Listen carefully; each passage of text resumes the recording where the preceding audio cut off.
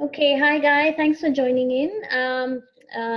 Now we're conducting this webinar on My Meeting Place, and this is primarily for our hosts who've joined and signed up for My Meeting Place.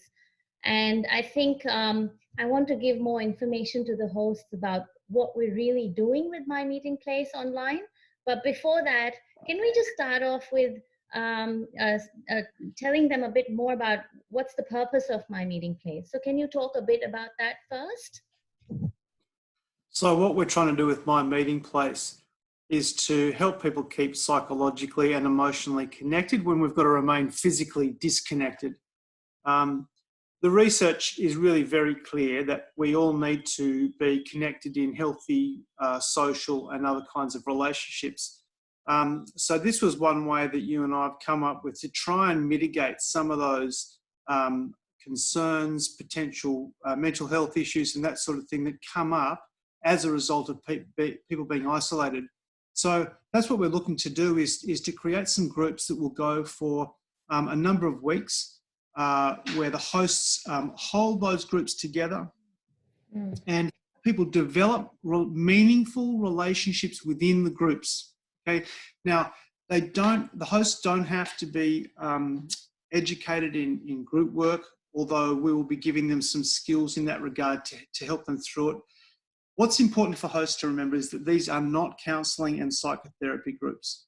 They're literally an online meeting place, and the hosts are there to just hold that space and give people the room to, I guess, articulate what's happening for them, but also to form some kind of decent connection between people. So that's why the groups will be what are called closed groups. That is, they'll be formed with a certain number of participants and then they'll continue with those same participants week in, week out. There may be some changes to that over time, and with my help and your help, we will kind of manage that if people drop out or want to come in or whatever it is. But essentially, the group will be the same group so that those relationships can develop over time. What we're trying to do with that, one of the reasons is we could easily have, let's say, a sort of an open door group where each people could just roll up at the time and participate in the group and then leave again. However, that wouldn't give people the stability that My Meeting Place is looking to try and replicate in such an unstable time with COVID-19. So that's why the groups are closed. Plus, it gives people the chance to actually really get some, the more the relationships are developed within the group, the more the groups will self-run and the more meaningful it will become. The more serious people can be kind of helped and supported as they struggle through this uncertain territory. Yeah, I think it's really important to, I think, also clarify again that these are not counseling and therapy groups, and therefore the hosts are not expected to behave in that way, but they're expected to behave in more of holding the group together, listening to the stories that people are going to be sharing within that group as well. So I think there's a commitment to do that within the group, and there's a commitment from the host to do that. And while I'm talking about commitments, maybe it's important to also highlight and outline what are the expectations or ground rules for the hosts that we want to set up for them, perhaps. Yeah, so I've spoken generally, so now I'll give a bit more detail. What the hosts do need to do is, and people who know me will have heard me say this many times, is whilst it's not a counselling and therapy group, the hosts are intended to be somewhat therapeutic.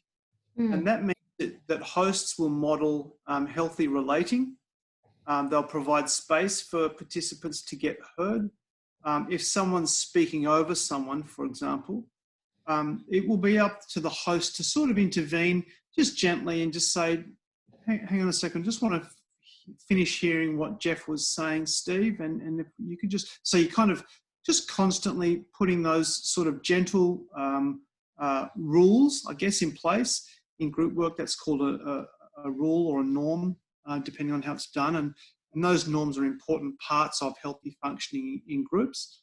So the Hosts will need to demonstrate good communication skills and effective listening skills.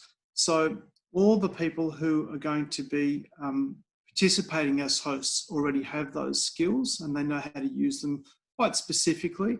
And of course, you know, the groups will give them a chance to hone those skills. But yes, that's what they need to bring is healthy relating skills, really good listening skills, and the capacity to help elicit, by demonstrating those skills, to help elicit other people's stories within the group, because that's what they're there to do, is help people unfold.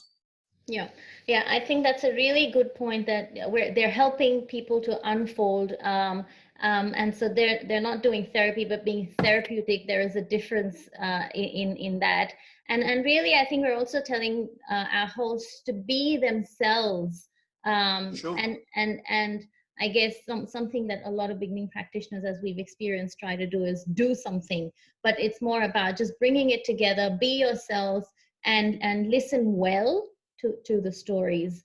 And like you said, I think it's such difficult times. This is going to be a shared experience for people as well. So I'm wondering, how much do we also expect our hosts to share within the group? Is there an expectation around that? Yeah, that's an important question. So what we're talking about is context now. So when I sort of say it's not a counselling group or a psychotherapy group, the context is COVID-19 and keeping people connected via an online community. That's it. That's the mandate of the group. So you aren't there as a host to work on someone's psychological problems, or if they have a crisis. That's not up to you to be their kind of clinical support in that way. However, it is up to the hosts to kind of manage a situation like that if it unfolds. So if someone reveals that they're really quite sort of having a desperate time of things, it will be up to the hosts to make contact sort of respectfully and privately to suggest that they get some help.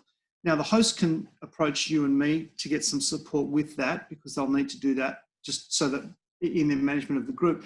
But in terms of the actual participant, we will provide a list of various services that are available to help people. Now, that doesn't, let's say someone's going through a crisis, they don't have to leave the group, but they do need to be advised to get appropriate qualified help depending on what that need is. And that isn't the host. That is not the context of what my meeting place is. And obviously we're being really, really clear about that, primarily because I want to support the hosts to go there for that purpose and develop some skills themselves and really give something. You know, most of the people who volunteered have all said, we want to help. And that's just wonderful. And so that's what they're there to do. So in terms of their disclosure,